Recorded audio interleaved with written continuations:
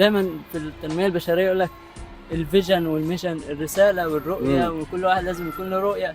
احنا السيستم محطوط من الاول. انت ليه بقى ماشي ورا الكلام الغربي لازم مش عارف ايه والشغف انت رسالتك محطوطه، انت السيستم بتاعك محطوط، فلازم نمشي عليه. فاهم.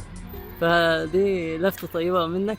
لا ده انت جميل. حبيبي انت في كليه ايه، ولا انت اسمك ايه اصلا؟ معلش قلت اسمك ايه؟ اسمي احمد، في كلية تجارة جامعة المنصورة. والكلام ده بتدرسوه في تجاره، ولا انت دارس فين الكلام ده، ولا لا هو الكلام ده المفروض اي حد يعرفه يعني، مش في تجاره الكلام ده؟ لا. انا عايز اسالك سؤال يا احمد، بس لو مفيش في اي حاجه لا يعني، اتفضل. انت عامل حادثه ولا؟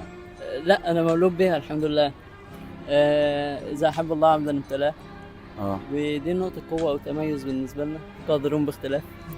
تمام. فدايما الناس عندها تصور ان لو اي حد عنده اعاقة او اي حاجة ما يقدرش ان هو